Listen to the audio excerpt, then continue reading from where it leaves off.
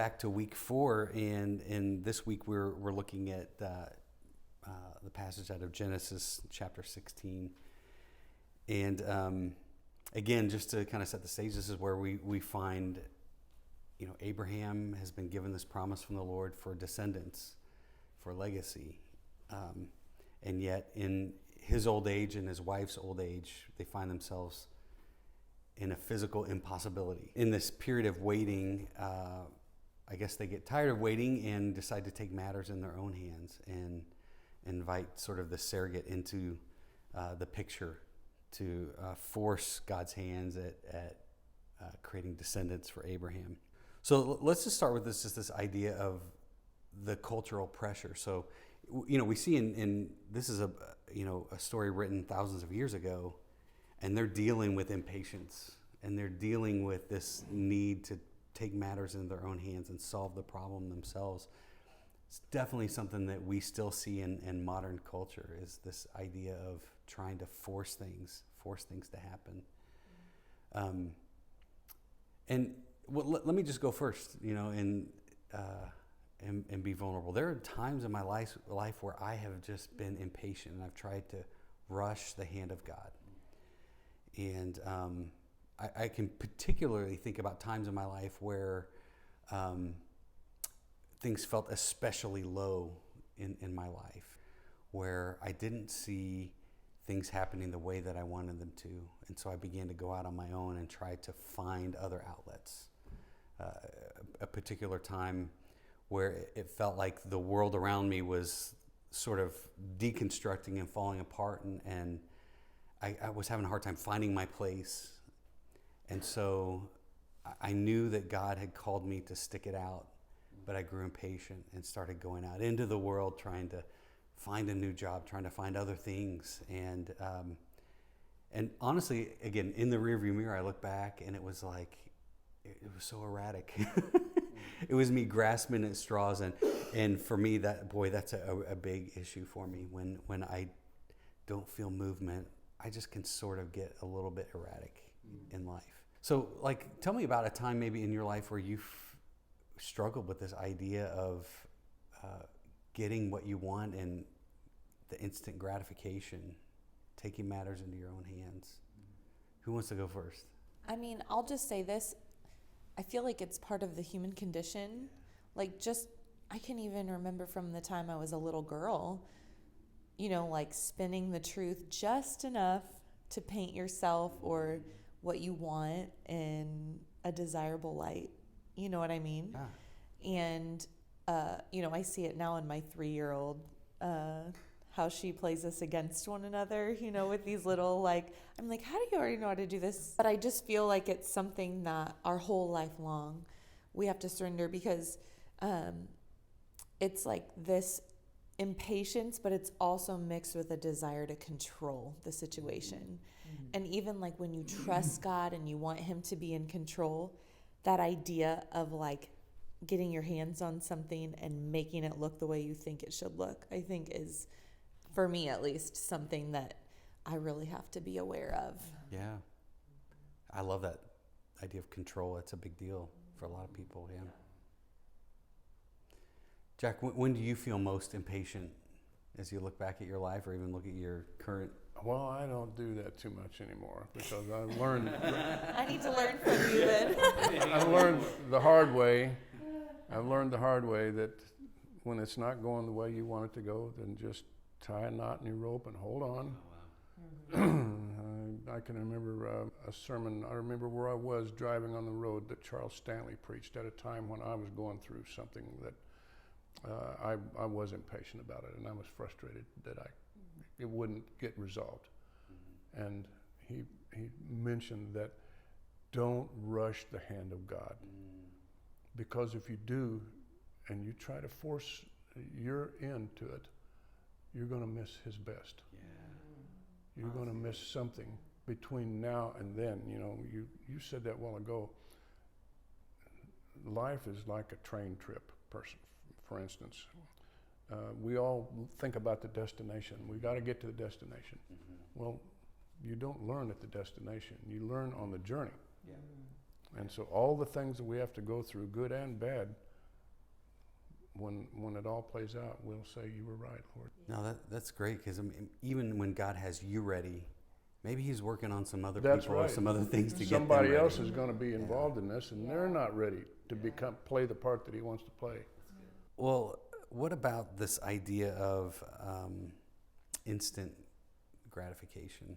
It's an interesting phenomenon to me to see how even social media, the time duration keeps shrinking. You know, reels keep getting shorter and shorter. Elena, do you ever feel that? Feel the pressure for instant gratification? And I would say definitely, but me personally, everyone says I'm always the odd one out. Like, I prefer the slower pace of life. Like, that's how I connect with the Lord. Like, slowing down, like enjoying His creation, and it's so much more fulfilling. Like, to just stop and like really enjoy like what the Lord has given us, and so for you, do you feel like you just got to disconnect from that world Yeah. and reconnect with this other I have world to, of like, nature? And yeah, I just have to like turn off, almost like shutting off from society is what it kind of feels like. But I just like noticed that I go about my day differently. I carry myself differently. Like, when I have that time that I could be reading the Bible or spending time in prayer, and not to say I'm not perfect doing that by any means. but you found what works for you. Yeah. Roger, I think like even like this is silly, but you want it to be fast when you go through the Starbucks drive-through or whatever. But on the flip side of that, like, I know that I don't give my best if someone has a really quick expectation of me that's unrealistic. And so like, I know that that's like double-mindedness. Yeah. But it's weird because like you hate feeling the pressure of someone having that instant need from you, while at the same time, like, you can turn around 2 seconds later and be like, I sat in the drive-thru for 5 minutes and that was too long. You know what I mean? So, you know where this leads. It's like, well, how do we combat that then? Yeah. Because you live in that world, and yeah, it's just hypertension all the time. You know, it's like you feel pressure. How do we escape from that? Mm-hmm. I mean, I think one thing that Jack has said a couple times through these weeks is just like putting on the kindness of the Lord. Like, when I feel that instinct to be annoyed rise up in me, I'm like, I have to choose to give this person grace, you know? And like working with so many children and students, like what I see is that when you give them grace, because like they're literally learning these things, sometimes you have an unrealistic expectation of them. It's a lot easier to see that when it's like a developmental thing versus an adult. Like, I probably have unrealistic expectations of people that are coming from my end. And if I can choose to be kind, that goes a long way for both of us, you know? Yeah. Hannah, what about you? What are your thoughts? I think you're right on. It is a choice that you have to make to not fall into that every day, really. I mean, in this fast-paced world that we live in, culturally as well, you know, the pressure to keep it going. It is very on, and I see that in students. I see students just going crazy with all of the things that they've got going on, and they cannot rest and be still. And that's one thing I find myself encouraging them a lot in is like, why don't you just be still? You know, Jesus and everywhere in the Bible, I mean, there's multiple reminders. Be still, peace, do not be afraid. You know, these are things from heaven that we're called to make that choice.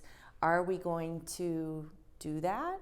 Or are we going to just naturally fall in line with what the rest of the world is doing? It's kind of like hard sometimes because you feel weird. Yeah. Like, if you're choosing not to have social media on your phone because you know that it makes you feel that impatient stuff, or You're choosing to have a Sabbath where your family stays home and doesn't have Friday night plans. Or, you know, just like the number of things that you might realize you need Yeah. to experience the opposite of this impatience we're talking about. Mm-hmm. Like you might feel a little bit like you're rubbing against culture, or like your friends don't quite get what the choice that you're making. And so it really is like you asking the Lord, like, what do I need? Because we're all wired differently. What do my kids need? And then that commitment between you and him, that he'll meet you in that, and that you'll just try to give that space to fight against how the rush of the rest of life is, you know. But I think we're afraid of being weird sometimes. Yeah. Just like we don't want people to judge us, you know. Right. No, and I get it. And, you know, and even just to tie this back to the story, it's like what you all have just described is this blitzkrieg of distraction and information and demand and energy, and yet we have this promise of God that's hanging out there for us, that he wants us to pursue him and zero in on him. And it's like all of these things just keep us erratic, you know, and busy.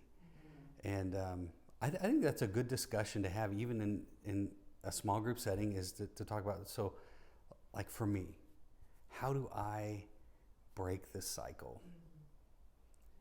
How do I find a place where I can refocus on the Lord and what he has for me? It's a very personal thing. It's a decision that we have to make outside of the craziness, you know? And I think that there's something about an us sort of proposition of how we help each other along in this, and how we challenge each other and pray for one another and help one another along, that there's something in that. So, well, awesome. Well, I think that's where we'll land the plane this week, and I think that there's a lot to talk about around that. So